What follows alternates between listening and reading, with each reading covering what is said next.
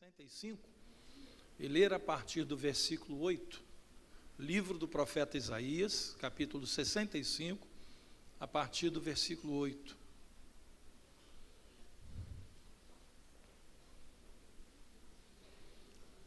Isaías 65, 8.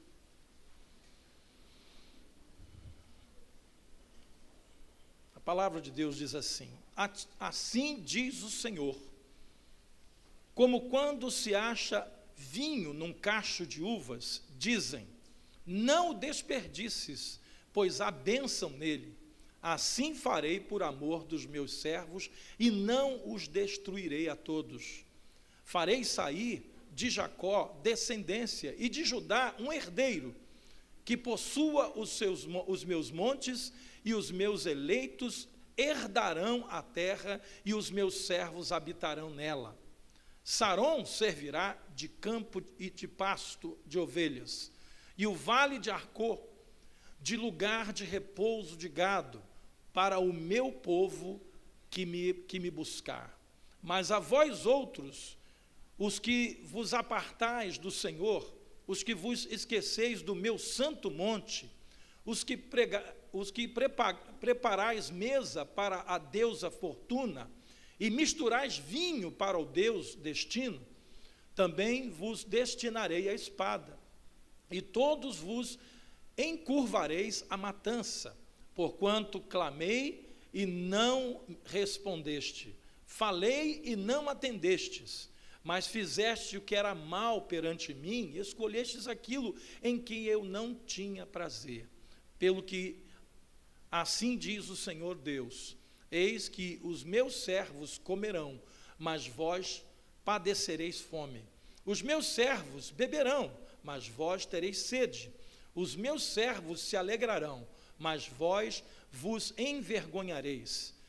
Os meus servos cantarão por terem coração alegre, mas vós gritareis pela tristeza do vosso coração e uivareis pela angústia de espírito.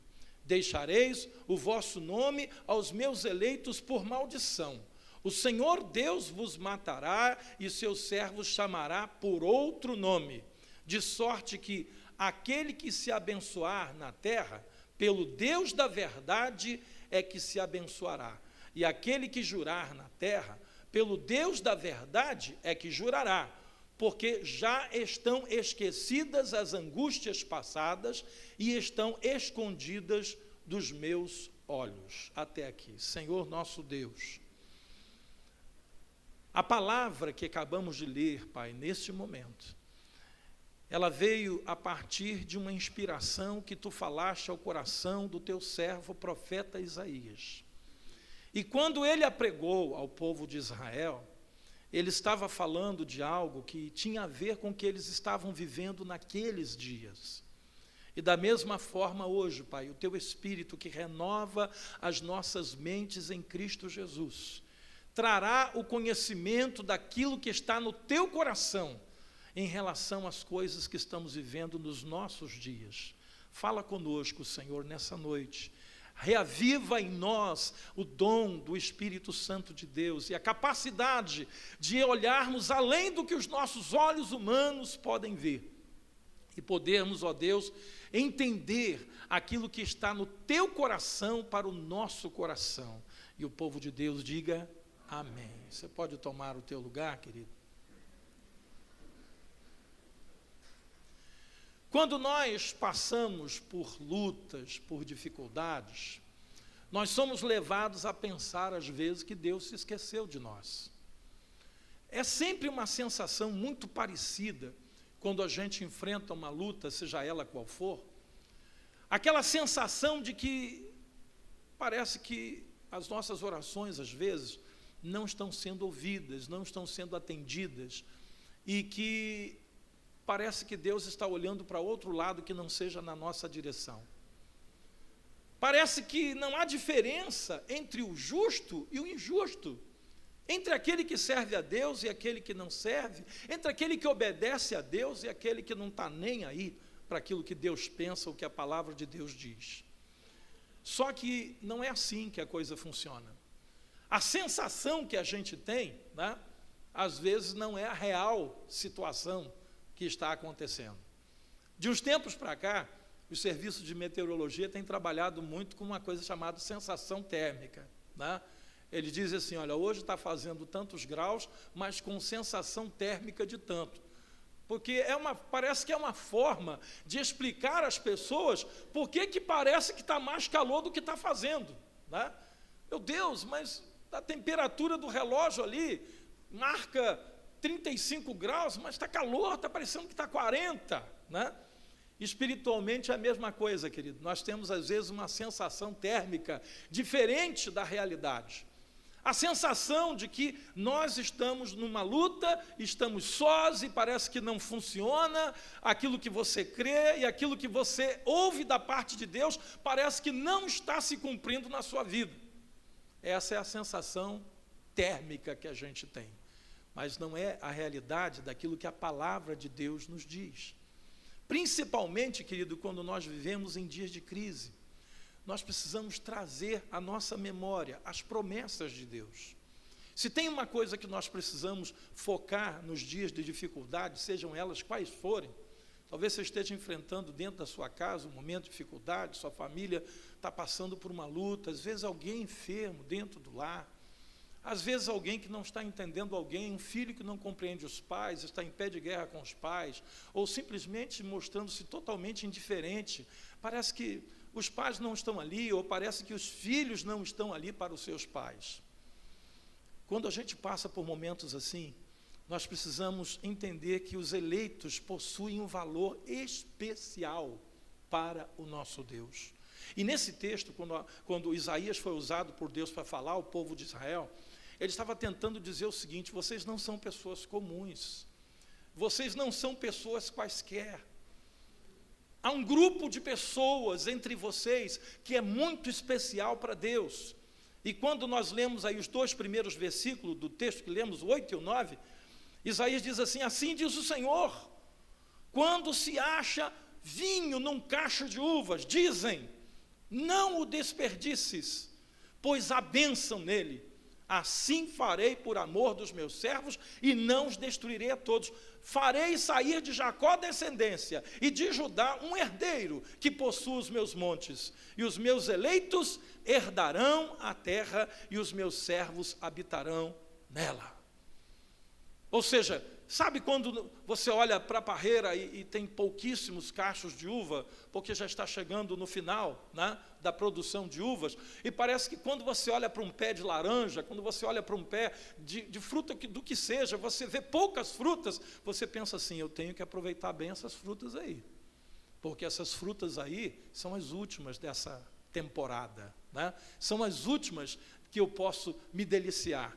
E quando Deus fala através de Isaías, Ele está dizendo: vocês sabem aqueles que realmente são, vamos dizer assim, os remanescentes, né? Aqueles que estão dentre o povo de Deus, mas estão me servindo de uma maneira especial. Pois é, esses são para mim como esse cacho de uva que não se pode desperdiçar, porque dele se pode fazer, quem sabe, o último gole de vinho que pode ser tomado nessa safra. Irmãos, quando a gente olha hoje o que está acontecendo, a gente percebe que realmente não há figos, como diz a palavra de Deus em Miqueias, né? Não há cachos de uva, às vezes, que Deus tanto quer. Parece que está faltando gente fiel a Deus, mas eu posso dizer a você que tem ainda aqueles que são fiéis, e eu rogo ao Senhor que você e eu estejamos entre eles. Porque a palavra de Deus está dizendo que nós somos especiais para Deus, porque os eleitos custaram muito caro para o nosso Deus. Os eleitos são aqueles cujo sacrifício de Jesus faz valer a pena. Você sabe quando alguém tem um resultado do seu trabalho e parece que o resultado não foi assim tão abrangente como a pessoa esperava, mas ele conseguiu alguma coisa com o seu trabalho e parece que aquele pouco que conseguiu tem um sabor ainda mais nobre, porque aquilo é fruto de um penoso trabalho. A palavra de Deus diz: ele verá e se alegrará com o fruto do seu penoso trabalho. O próprio profeta Isaías falou a respeito de Jesus, quando falou que ele se alegraria por ver o fruto do seu penoso trabalho. E eu pergunto, quem é o fruto desse penoso trabalho? Irmãos, os eleitos, os salvos, os redimidos, os fiéis, os escolhidos de Deus, porque a palavra de Deus diz que não fomos nós quem escolhemos a Ele, Ele nos escolheu a nós outros. E quando nós começamos a percorrer a palavra de Deus, nós ficamos assim, nós descobrimos que não é a sensação térmica da crise, não é a sensação térmica do problema que nós estamos envolvidos nele, mas é aquilo que nós significamos para Deus. Em meio, querido, às crises, às dificuldades, Deus tem reservado o que há de melhor para o seu povo. Eu quero dizer para a igreja, queridos, que não importa qual seja a luta que nós estejamos enfrentando, quer seja do país, quer seja na empresa onde trabalhamos, quer seja até porque estamos desempregados, quer seja porque estamos passando num momento de crise, né, dentro de nós mesmos, quando você fica insatisfeito com quem você é diante de Deus.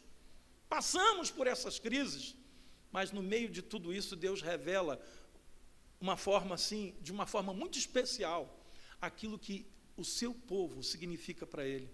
Ele diz no versículo 10, Saron servirá de campo e de pasto de ovelhas, e o vale de Arcor de lugar de repouso de gado, para o meu povo que me buscar. Eu fiz uma pesquisa sobre esses dois lugares, Saron e o vale de Arcor. Irmãos, eram dois lugares assim especialíssimos no território de Israel. Lugares onde havia uma vegetação exuberante, onde existia água em todo o tempo do ano. Vamos resumir, um jardim de Deus. Eram esses dois lugares. E Deus disse que ia reservar esses lugares, o Saron e o vale de Arcor, para se colocar ali ovelhas e para fazer daquele lugar repouso de gado. Aí eu pergunto, irmãos, quando você tem um lugar tão especial assim, você usa só para colocar a ovelha para comer e o gado para repousar à noite, para ficar ruminando, tá? Aí você diz, não, lugar especial assim, tem que ser para algo mais importante. Só que Deus está querendo dizer aqui uma coisa, que eu e você somos tão importantes, que até as coisas menores da nossa vida, Deus vai reservar um lugar especial no coração dele. Até aquelas coisas que você diz assim, eu não sei se Deus vai se importar com isso, eu não sei se Deus vai se lembrar que eu existo, eu não sei se Deus vai se importar com o que eu estou passando lá no meu ambiente de trabalho, eu não sei se Deus vai se importar com isso. Se Deus chega a dizer que vai reservar lugares tão nobres para colocar ovelha para comer e gado para descansar à noite, imagina o que Ele fará com as nossas vidas. Esse texto diz sobre a resposta de Deus, salvo o restante fiel, ou seja, Deus tem o seu olhar voltado para aqueles que andam em fidelidade. Quando eu tenho dito à igreja, irmãos, vamos ser fiel ao Senhor, irmãos. Vamos viver uma vida com Deus. Não se envolva com coisas que não são do coração de Deus para a sua vida. Afaste-se dessas coisas. Não se envolva com situações, com pessoas, com compromissos que não são a vontade de Deus para a sua vida. Porque quando você começa a fazer isso, você sai do foco, você sai da direção de Deus, e aí você não tem mais como desfrutar daquilo que Deus preparou para a sua vida. E se o momento é difícil, se o momento é de dor, se o momento é de crise, se o momento é de falta, se o momento é de angústia, mais ainda nós precisamos estar com a nossa vida no altar de Deus. E eu não estou falando, querido, apenas de provisão material, mas de uma provisão que começa na alma e alcança também as coisas materiais da nossa vida. Eu não estou falando só de coisas materiais. Eu tenho falado nos últimos dias à igreja sobre o coração. Como é que está o coração? Como é que está o teu interior? Como é que você está com Deus? Como é que você está na sua vida, em família? Como é que você está? Como é que está o teu coração? Porque Salomão disse, olha, se vocês têm uma coisa para guardar, Guardem o coração de vocês, porque é desse coração que procedem as fontes da vida. Ou seja, Deus opera no nosso coração para realizar a vontade da sua palavra em nós. No capítulo 65, que lemos aí, do versículo 13 e 14, diz assim: pelo que assim diz o Senhor Deus, eis que os meus servos comerão, mas vós padecereis fome. Os meus servos beberão, mas vós tereis sede. Os meus servos se alegrarão, mas vós vos envergonhareis. Os meus servos cantarão por terem coração alegre, mas vós gritareis pela tristeza do vosso coração, e uivareis pela angústia de espírito. De forma, querido, inexplicável e sobrenatural, Deus supre a necessidade do seu povo. Eu sei que, às vezes, quando a gente vê, né, o ímpio na sua prosperidade, a gente pensa assim: meu Deus, tem alguma coisa errada. Mas você não sabe o que vai dentro do coração dessa pessoa que, entre aspas, aparentemente, né, está muito bem. Você não sabe como é que vai o seu coração. Você não conhece as lutas, as incertezas, as tristezas, as angústias e as necessidades que estão dentro do coração desse que aparentemente parece que tudo está dando certo, parece que tudo está bem, né? De forma inexplicável, Deus, Ele age e Ele provê a vida do seu povo. E tal provisão, querido, começa com uma sensação de saciedade na alma, através da presença de Deus.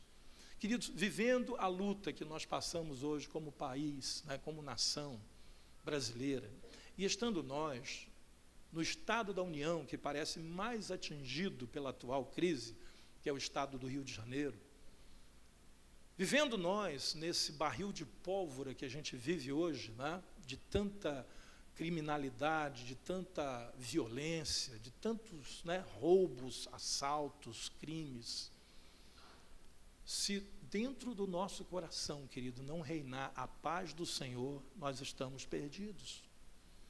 Mas Deus está dizendo: eu vou cuidar dos meus servos.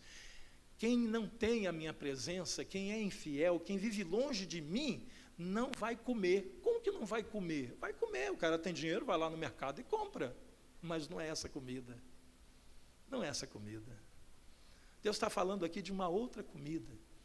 Deus está falando de um alimento da alma, que faz com que você sinta paz, alegria, mesmo no meio das lutas e das dores que você tem enfrentado.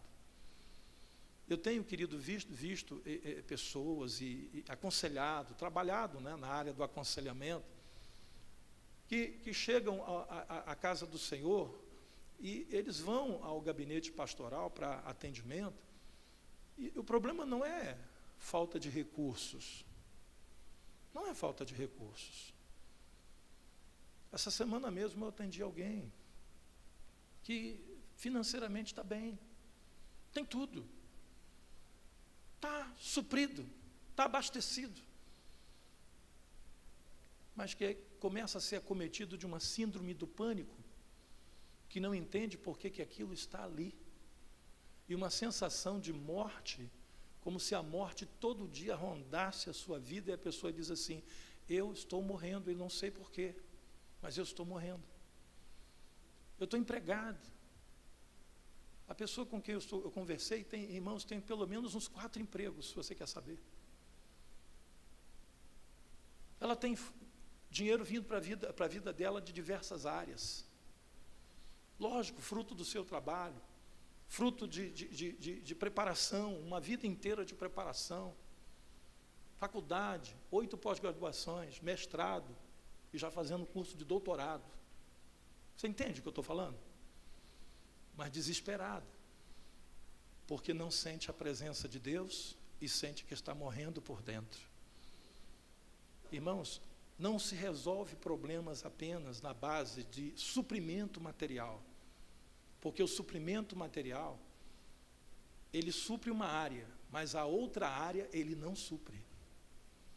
E quem tem a presença de Deus e a paz de Jesus no seu coração, aquela paz que Jesus, deixo-vos a paz, a minha paz eu vos dou, não vou lá dou como o mundo a dá. Porque a paz do mundo, ela é efêmera, ela é passageira, ela é representada apenas por coisas. Mas chega um momento que essas coisas não resolvem mais. E nós somos guardados, queridos, pela paz de Jesus, de uma forma sobrenatural. Se você abrir comigo em Filipenses, no capítulo 4, o apóstolo Paulo cita essa paz. E é sobre isso que eu quero nessa noite, não só falar, mas eu quero orar com os irmãos. Filipenses capítulo 4, versículo 4. Filipenses 4, versículo 4 também. Diz assim: alegrai-vos sempre no Senhor. Outra vez vos digo, alegrai-vos. Seja a vossa moderação conhecida de todos os homens, perto está o Senhor. Não andeis ansiosos por coisa alguma, em tudo, porém, sejam conhecidas diante de Deus as vossas petições pela oração e pela súplica com ações de graça. E a paz de Deus, que excede a todo entendimento, guardará o vosso coração e a vossa mente em Cristo Jesus. Paz, certeza de que o Senhor está contigo, certeza de que Deus cuida de você, certeza de que a sua vida não está à deriva. Quando Jesus estava com os discípulos naquele barco, onde ele dormia lá no fundo do barco, e a tempestade se avolumou a tal forma que os discípulos, apavorados, acharem que o barco iria naufragar, e foram lá, e alguém acordou Jesus e disse: mestre, tu não te importas que pereçamos? Em outras palavras, nós vamos morrer e tu está aí dormindo. A primeira coisa que Jesus fez foi dizer para aqueles homens: por que vocês são assim? Por que vocês são homens de pequena fé? Irmãos, Jesus estava ali fisicamente com eles naquele barco. E ele teve que dizer para aqueles homens: sou eu que estou aqui. Em uma segunda ocasião, quando isso aconteceu, Jesus não estava no barco. E quando foi ter com eles, andando por sobre as águas, eles pensavam que Jesus era um fantasma. Eles não o reconheceram. Sabe por quê? Porque quando a gente, queridos, não vê Deus como Ele é, a gente tenta enxergar Deus como a gente acha que Ele é. Quando a gente não entende a forma com que Deus se relaciona conosco, nós acabamos criando um Deus dentro de nós que não é o verdadeiro Deus. E aí, quando o verdadeiro Deus se aproxima de nós, nós achamos que Ele é um fantasma. Há muitos cristãos hoje que não estão vivendo uma vida verdadeira com Deus. Estão vivendo de uma religiosidade que cada dia mais os afasta da presença de Deus. E por afastados que estão se envolvendo com as coisas desse mundo e se tornando infiéis frequentadores da casa do Senhor. Infiéis frequentadores da casa do Senhor. Mas Deus está dizendo ao meu povo, aquele povo que eu separei para mim, a quem Ele chama lá em Isaías de fiéis, a esse povo eu tenho algo diferente reservado para eles. E eu digo para eles: não andeis ansiosos de coisa alguma. Em tudo, porém, sejam conhecidas diante de Deus as vossas petições, através da oração, com súplica e ações de graça. Ou seja, ao mesmo tempo que você ora, ao mesmo tempo que você pede, ao mesmo tempo que você clama, você rende a Deus ações de graça. Eu fico muito preocupado, irmãos, quando, numa ocasião como essa, que a gente chama os irmãos que estão aniversariando no mês de abril, né, e que, segundo o nosso fichário, né, há uma grande quantidade, e a quantidade que aparece para agradecer a Deus é bem menor do que a que está lá registrada no nosso fichário. E eu digo para a igreja que as ações de graça precisam estar presentes junto com as nossas súplicas. Assim como a gente clama a Deus, ora e pede livramento, bênção, milagre, socorro nas nossas tribulações, da mesma forma nós devemos ser maduros para dizer: Senhor, muito obrigado, e ter ações de graça no nosso coração. Por quê? Porque só pode fazer isso quem tem a paz de Cristo no seu coração, porque a paz de Cristo guarda o nosso coração e a nossa mente. Que você tenha a paz de Jesus no teu coração.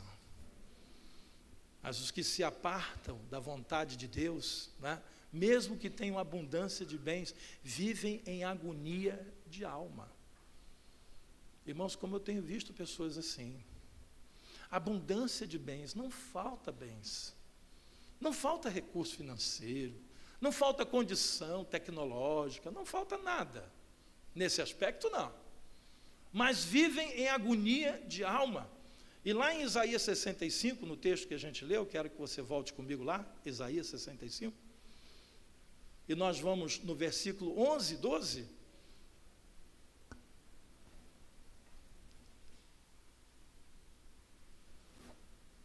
ver Isaías falando sobre uma outra classe de pessoas. Agora eu quero chamar a sua atenção para uma coisa muito importante, que essa segunda classe de pessoas estava no meio do povo de Israel, tá, querido? Isaías aqui não estava falando com os povos vizinhos de Israel. Ele não estava falando com o adorador de Baal, ele não estava falando com o adorador de Deus estranho. Ele estava falando a respeito do povo de Israel. E uma parte do povo de Israel cabe o versículo 11 e 12 que diz: mas a vós outros que vos apartais do Senhor e que vos esqueceis do meu santo monte, os que preparais mesa para a deusa Fortuna e misturais vinho para o Deus Destino, também vos destinarei a espada, e todos vos encurvareis à matança, porquanto clamei e não me respondeste, falei e não atendestes, mas fizeste o que era mal perante mim, e escolhestes aquilo que eu não tinha prazer. Irmãos, quando a gente para ler esse texto, nós temos que ter a noção de que Deus está falando aqui com o povo dele. Você já parou para fazer uma breve análise, né, do cenário cristão dos nossos dias? Você já parou para fazer uma análise do cenário que está ao nosso redor?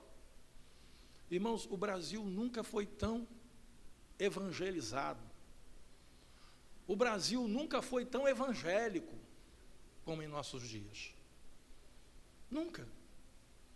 O número de pessoas que professam crer na palavra de Deus no Brasil hoje é o maior número da história. Se você olhar para trás, você não vai ver ponto nenhum da história do Brasil com tantas pessoas se dizendo cristãs, evangélicas, crentes, seja qual for a terminologia. Mas por que parece que, à medida em que as pessoas mais tomam conhecimento da palavra de Deus, mais difícil a nossa nação está ficando? Porque justamente, queridos, é essa divisão que Deus está mostrando aqui. Esse texto fala sobre salvo o restante fiel. Porque não são todos que estão vivendo infidelidade na presença de Deus.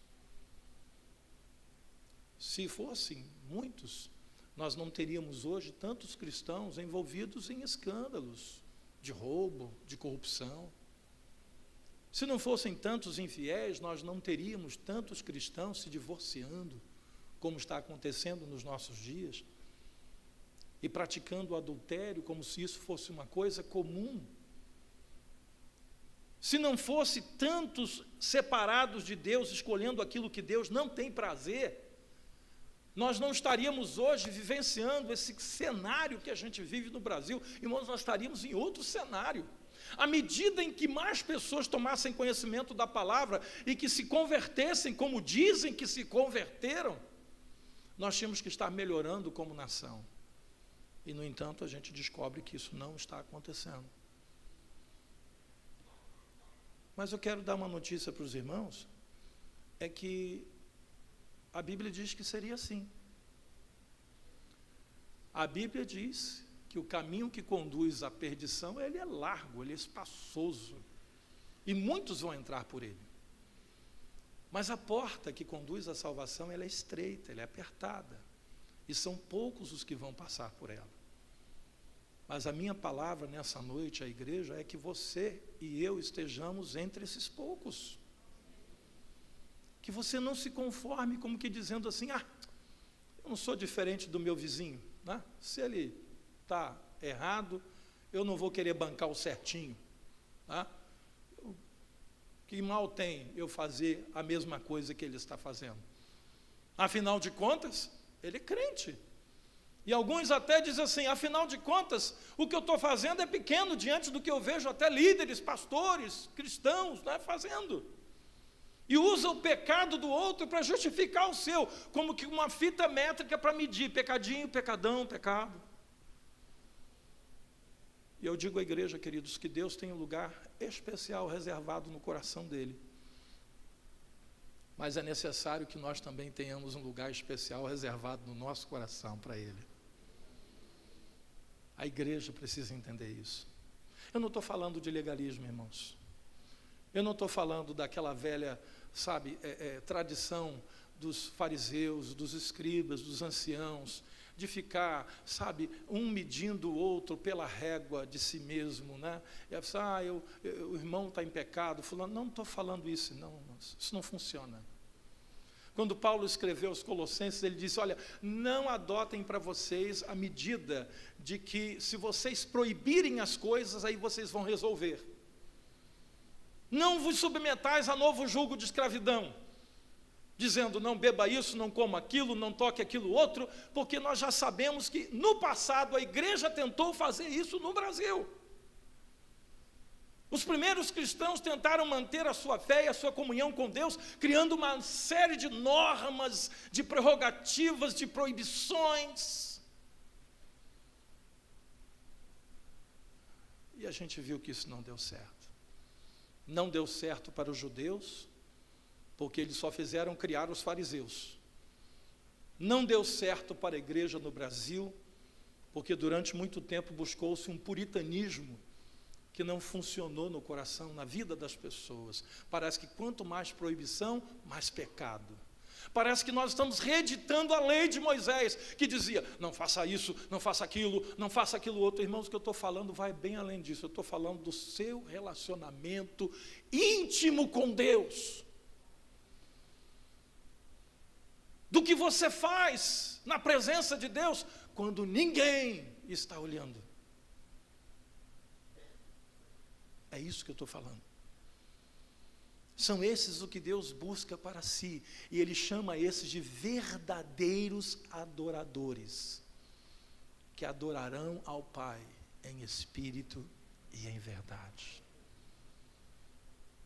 A fidelidade, irmãos, ela não pode ser uma fidelidade vigiada, controlada por homens.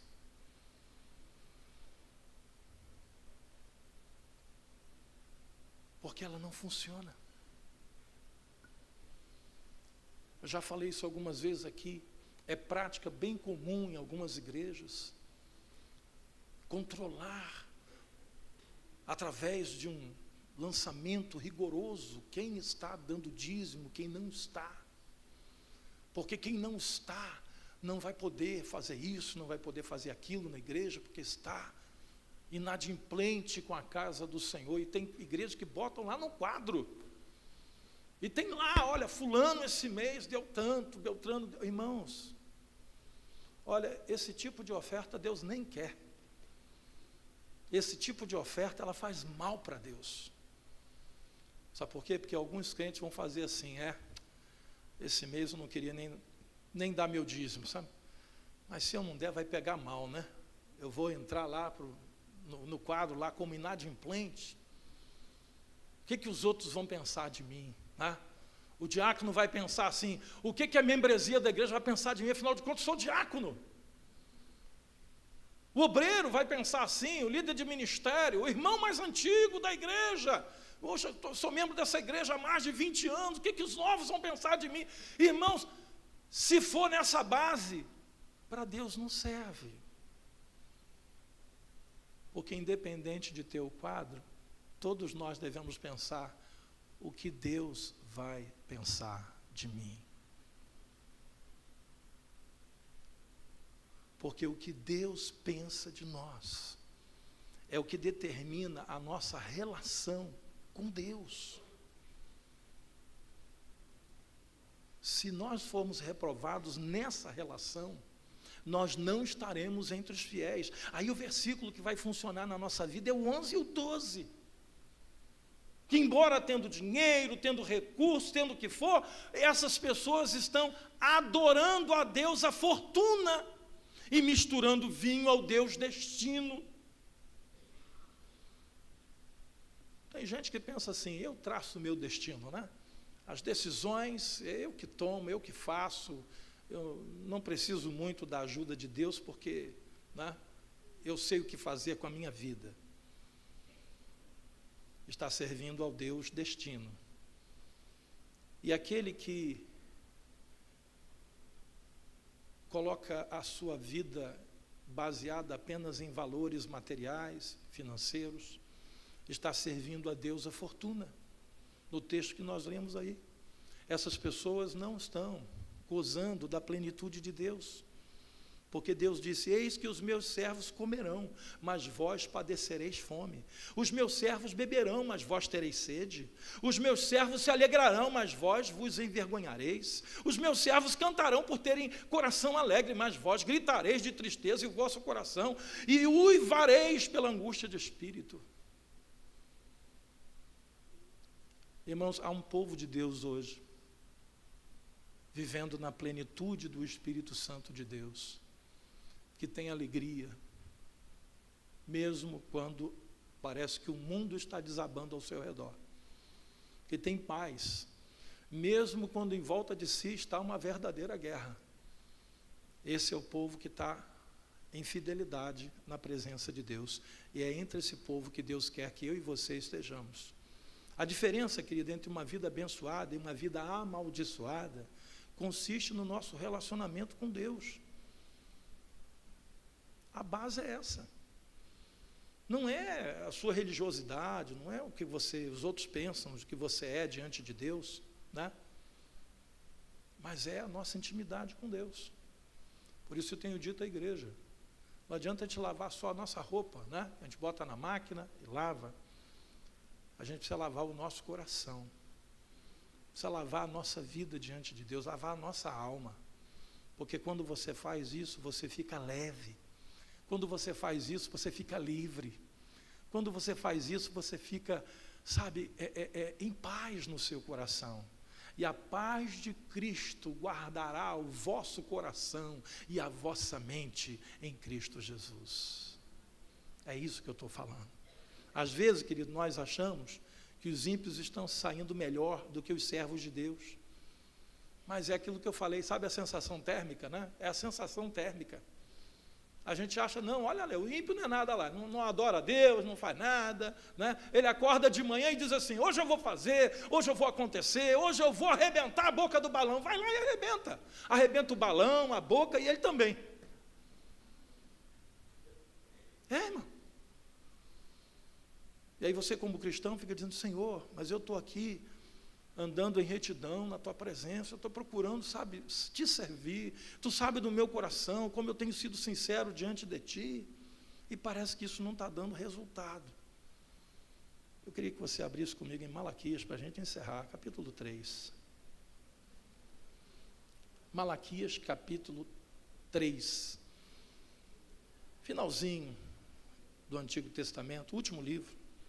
Malaquias capítulo 3, versículo 13. Olha o que o profeta diz a respeito de Israel com relação a Deus. As vossas palavras foram duras para mim, diz o Senhor. Mas vós dizeis, que temos falado contra ti? Vós dizeis, inútil é servir a Deus. Que nos aproveitou termos cuidado em guardar os teus preceitos e em andar de luto diante do Senhor dos Exércitos? Ora, pois nós reputamos por felizes os soberbos, também os que cometem impiedade prosperam, sim, eles tentam ao Senhor e escapam. Então os que temiam ao Senhor falavam uns aos outros, o Senhor atentava e ouvia, havia um memorial escrito diante dele para com os que temem ao Senhor e para com os que lembram do seu nome. Querido, o que você faz temendo a Deus, o que você faz servindo a Deus, o que você faz com o coração puro e sincero diante de Deus, você está construindo um memorial diante de Deus quando você faz isso. Deus não apaga da memória dele o que você tem feito, o que você tem vivido, como você tem procurado ser fiel ao Senhor. Isso não se apaga não, irmão. Eles serão para mim particular tesouro naquele dia que preparei, diz o Senhor dos Exércitos. Poupá-los-ei como um homem poupa o seu filho que o serve. Então vereis outra vez a diferença entre o justo e o perverso, entre o que serve a Deus e o que não o serve. Irmão, essa é palavra para a gente lembrar quando a gente está passando por luta. Isso é palavra para você lembrar quando você recebe uma pernada de alguém e parece que esse alguém está muito bem, obrigado. E você que fica lá chorando, sofrendo num canto. Isso é palavra para a esposa que foi jogada fora pelo marido. Olha lá, pastor, olha lá. Parece que nada aconteceu com ele. Está lá, gozando a vida. Engano seu, irmão. Engano seu, meu irmão, se você está passando por uma situação dessa. Eu quero dizer que tem um memorial sendo construído diante de Deus. E Deus não se esquece não, irmão. E de Deus não se zomba. Tudo que o homem semear, isso ele ceifará. Ponto. Ninguém muda isso. Mas eu quero dizer a você, vale a pena ser fiel ao Senhor. Vou repetir, vale a pena ser fiel ao Senhor. Ah, bispo, é difícil ser fiel. Eu concordo com você, é difícil. Principalmente quando a gente é injustiçado, é muito difícil, eu vou repetir com você, é muito difícil. Eu não estou dizendo que é fácil, e nem Jesus disse que era fácil. Por isso que ele pediu que quem quiser vir após ele, deve negar-se a si mesmo, tomar a sua cruz e segui-lo. Por isso que ele disse, no mundo tereis aflições. Mas ele também disse, tende bom ânimo, porque eu venci o mundo. Então, querido, seja fiel. E se em alguma coisa você tem desviado teu caminho do Senhor, e feito coisas que estão entristecendo o coração de Deus, ainda é tempo de parar. Ainda é tempo de parar. De voltar atrás. De ver aonde caiu. E retornar à prática das primeiras obras que você deixou de fazer, que você abandonou, porque você se entristeceu, porque alguém te fez mal, porque você não está bem, porque você está passando por luta, porque você está no meio da angústia. Volta a fazer aquilo que agrada ao coração de Deus, porque aí está a tua vitória. Aos eleitos e fiéis estão todas as promessas que Deus fez. Aos eleitos e fiéis são dirigidas e canalizadas as promessas de Deus. Por isso vale a pena. Vale a pena. Eu peço nessa noite que você tome posição diante das lutas que você tem enfrentado. Toma posição, irmão. Talvez todos os dias de manhã, levanta junto com você um gigante que tem te afrontado todos os dias. Israel estava lá, passivo. Aquele gigante vinha todo dia e desafiava e ninguém fazia nada. Bastou Davi ouvir uma vez só o desafio daquele gigante. E ele disse, eu vou enfrentar esse camarada. E ele deve ter perguntado, meu Deus, não tem ninguém aí para tomar essa atitude?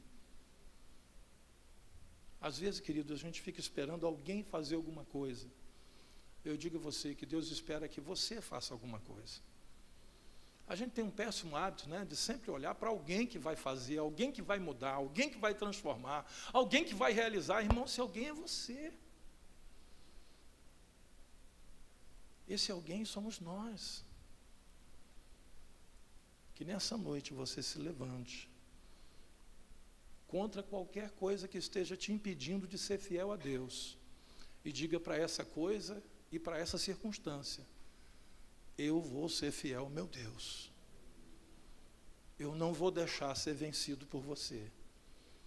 É tempo, querido, de nós cuidarmos do nosso coração diante de Deus. Eu tenho dito isso para a igreja: não vale a pena só cuidar da estética. Não vale a pena só cuidar daquilo que as pessoas veem por fora. É tempo da gente cuidar do que está dentro do nosso coração. Porque é lá no coração que toda a obra de Deus é feita. É lá no coração que o privilégio de Deus conviver conosco acontece. É no coração. Se o coração estiver sujo, se o coração estiver bloqueado, se o coração estiver com maldade, se você estiver maquinando alguma coisa contra alguém, meu irmão, minha irmã, teu coração está impedido.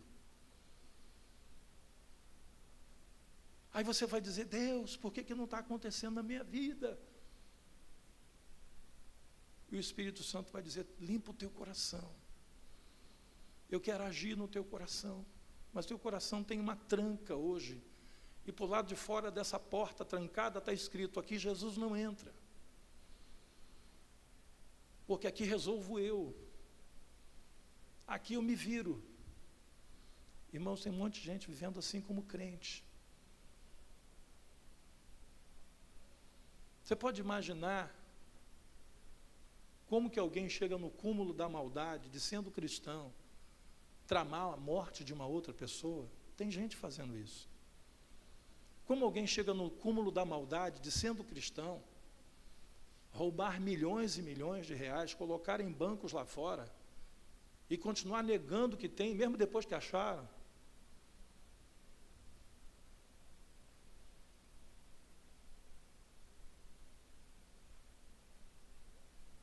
Como é que alguém chega num nível desse? É simples. Como é que se constrói um castelo? Uma pedra de cada vez. Primeiro se lança as bases, os alicerces, depois começa a lapidar pedra por pedra e colocar em cima uma da outra. É assim que se faz um castelo. E essa situação vale para os dois lados. Ou você constrói um castelo para Deus dentro do seu coração, ou você vai construir um castelo para o Deus destino, para o Deus fortuna. Eu convido você, todos nós, a cuidar de como está o nosso coração. Porque de um coração transformado e renovado por Deus depende toda a nossa vitória nesse mundo e no vindouro. Coração renovado, transformado, avivado, limpo, preparado para Jesus poder reinar dentro dele. Construa um trono dentro do seu coração e convide Jesus para sentar nele. Não sente nesse trono, esse trono não é seu. Convide Jesus para sentar no trono. E você vai ver que as profecias ditas por Malaquias, as profecias ditas por Isaías, como acabamos de ler, que Deus faz diferença entre o seu povo e aquele que não o serve, vão se cumprir na sua vida. Você quer que Deus faça a diferença na sua vida? Seja fiel. E eu quero nessa noite orar pela restauração da fidelidade de Deus nas nossas vidas. Amém? Eu quero convidar toda a igreja a ficarmos de pé.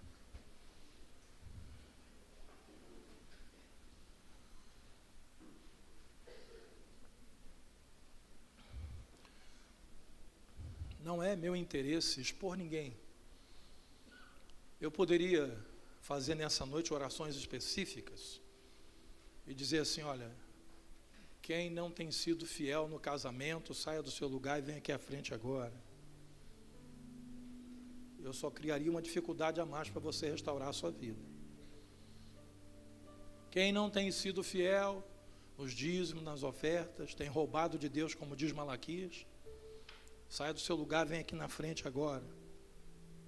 Eu criaria uma barreira para você chegar até aqui. Mas se em alguma área da sua vida você não tem sido fiel a Deus, se você não tem agradado ao Senhor, Ele não pode cumprir o que Ele estabeleceu para te abençoar. Aí a angústia vai tomando conta, o medo vai tomando conta, a ansiedade vai tomando conta,